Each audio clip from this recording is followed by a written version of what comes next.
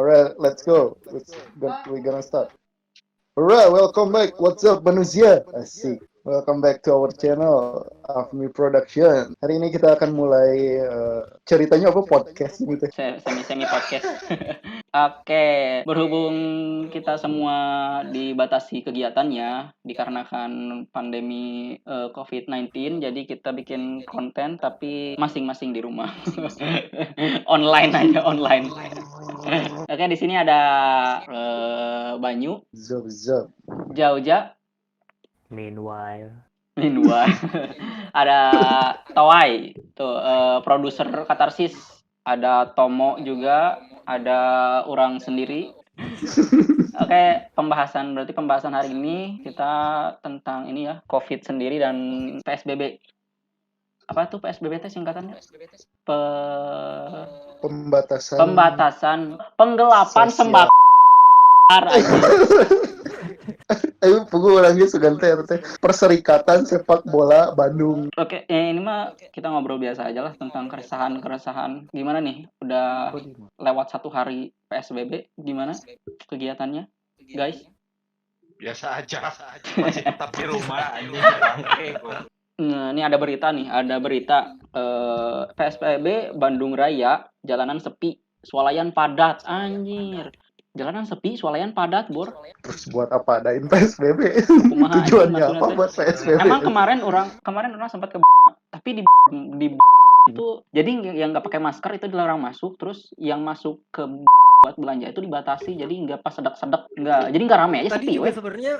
sebenarnya orang beli headset di sih, terus yang orang salut si kasirnya ternyata dia make ini apa namanya face shield, terus si kasirnya juga make handscoon sih, udah keren banget. Bentukannya sih gak Power Ranger ya. Nah, itu lebih tepatnya Power Ranger pink sih asli. Nah, maksudnya gini, kalian ngerasa nggak sih dan sadar nggak sih bahwa semua yang terjadi itu kayak ada yang nggak masuk akal gitu, ngerti nggak sih? Memang nggak Masuk ngerasa akal. nggak sih? Itu mah sudah Emang jelas tuh, Nek. Iya memang ya apa gitu. karena gini, pemikiran orang-orang lain juga kayak kan banyak berita tentang corona, dan banyak juga konspirasi tentang corona. Semua orang pasti punya pemikirannya masing-masing, cuman gitu kan, nggak bisa ngomong banyak. Semuanya udah tersistem, kita kan udah Tapi kepala pengarah kita ya sebagai masnya udah sebagai pemerintah jadi ikutin aja gitu. Semua udah tersistem. Mau mana lagi di mana sih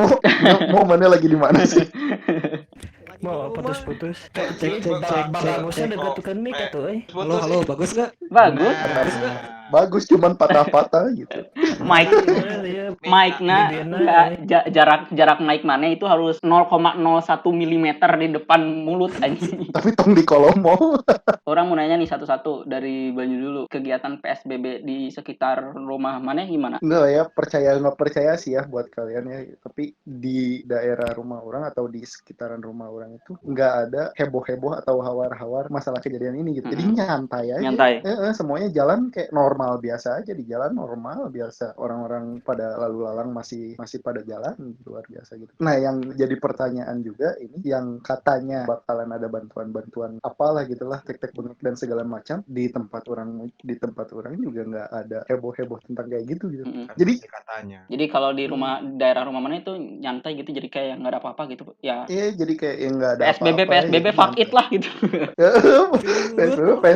PSBB mah ada di daerah mana gitu, entah di jalan-jalan gede atau di kota-kota gede gitu. Nah, itu karena daerah orang memang mungkin agak jauh ya, jauh dari perkotaan agak jauh dari perkotaan, jadi nyantai gitu, normal seperti biasa gitu. Cuman memang ya beberapa toko atau retail tutup. Memang ada batasnya gitu, dibatas. Oke, jauh-jauh gimana aja? Dari lingkungan mana? Ya anjing patah.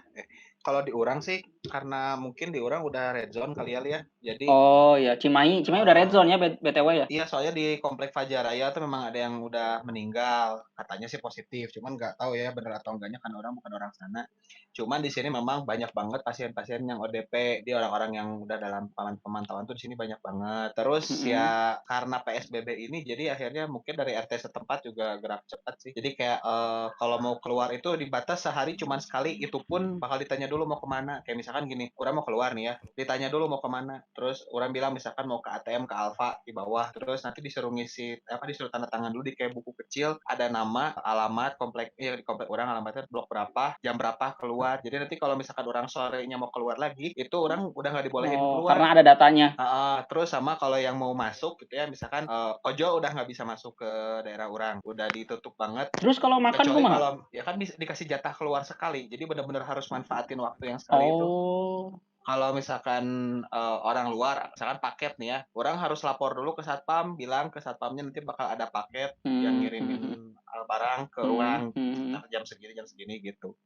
Gitu sih paling. Ketat pisan berarti ya, super ketat itu mah. Iya emang. Ya, emang daerah situ sih udah termasuk Udah red lockdown zone. lah ya. Sudah red zone.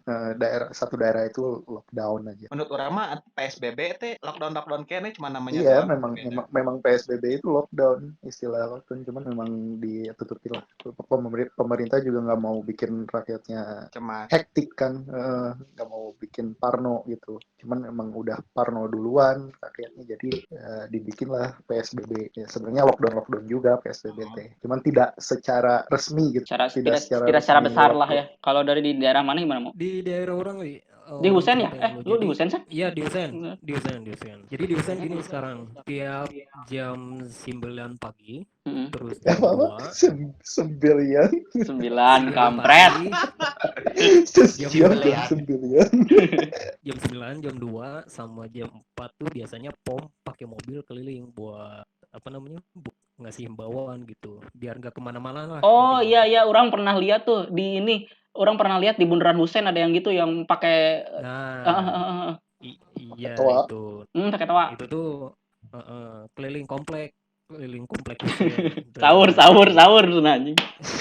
Dari mulai Sukaraja, Sukani, terus Sukasari, pokoknya daerah TNI. Terus tadi pas orang nih hari ini baru keluar lagi, depan komplek orang itu sekarang ada kayak pos POM kecil gitu. Pengawasan. Ada tambahan pos POM kecil lagi ya. Terus yang jaganya di situ ada 3 orang. Jadi di situ tuh komplek Husen ke komplek orang. Sekarang tuh jalannya udah dipersempit. Jadi kalau mau lewat itu harus pelan banget. Soalnya udah dipersempit.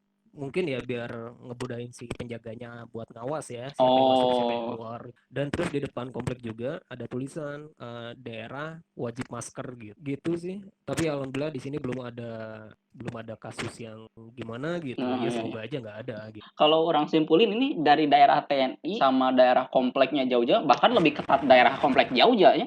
Iya, bagusnya kayak gitu. Supaya apa? Biar bisa istilahnya kalau di dunia medis itu ada rekam medis namanya tuh. Nah di situ tuh bisa kelihatan historinya kalau misalnya dia habis keluar kemana, terus dinyatakan dia terpapar. Nah di situ ada sebuah catatan gitu biar mempermudah nanti biar kasusnya dipermudah lah gitu. Tapi guys. Sebenarnya kemarin ada kejadian sih. Jadi gini, adek orang baru ke kosan temennya yang baru pulang dari Garut. Setelah pulang dari sana, memang sih nggak ada gejala apa-apa. Cuman orang kan konsul juga sama om orang yang emang dokter. Katanya orang yang kasusnya seperti ini, misalkan walaupun dia sehat walafiat, tapi dia main ke satu tempat yang memang di situ bercampur dengan orang banyak yang kita nggak tahu ya, dia habis ketemu dengan siapa, dari daerah mana, apalagi setahu orang Garut udah red zone juga. Secara tidak langsung orang itu otomatis berstatus ODP sebetulnya. Iya, orang yang habis beraktivitas di zona merah, di red zone, seharusnya dia itu berstatus ODP karena ada histori dia ke tempat yang red zone gitu. Iya, memang bukan ke tempat red zone juga sih. Memang yang orang dari luar kota atau misalkan kita habis dari luar kota itu termasuk ODP karena orang kemarin kan habis ke Dustira nih, gue cek THT itu. Ada ya di kertas kayak itu ya pendaftaran itu ya? Ada keterangannya ya? Dari awal masuk itu pendaftaran harus dicek dulu semuanya kan, semprot disinfektan, terus dicek rapid, terus ditanya dari mana aja, habis keluar kota atau enggak, punya saudara dari luar kota atau enggak. Nah, semuanya dicek gitu. Jadi memang ya enggak. Gini orang boleh ngejelasin satu hal enggak? Boleh, silakan. Jadi gini, bulan Januari kemarin WHO tuh udah mencantumkan 3 status ya. Pertama yang ODP, PDP, sama suspek. Orang pengen jelasin dulu nih satu-satu ya. Sebentar. Bisa ada yang belum tahu, kenalin dulu tuh background mana sebagai apa, jadi biar disclaimer. Ya orang Tomo sebagai nakes tuh ya tenaga kesehatan lah gitu, terutama di bidang lab. Jadi informasinya insya Allah valid lah ya. Orang ngejelasin sesuai apa yang orang baca, ilmu yang orang punya ya.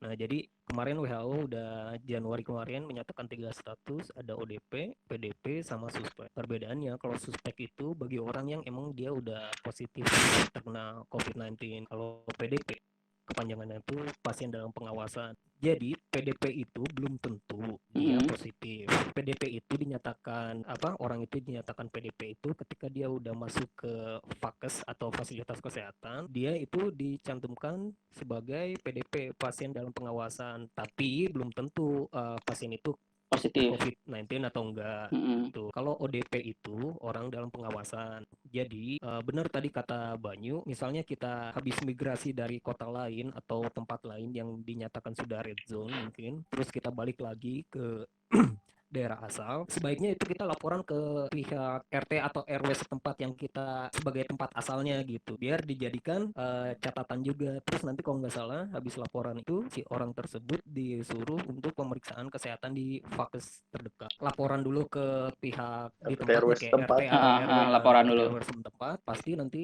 RT atau RW itu menyarankan si orang tersebut untuk tes pemeriksaan kesehatan di fakes terdekat. Itu bisa di posyandu, bisa di klinik, bisa di rumah sakit. Nah, tapi ada satu lagi nih, bulan Maret kemarin WHO menyatakan bahwa ada satu status lagi sebagai status tambahan istilahnya.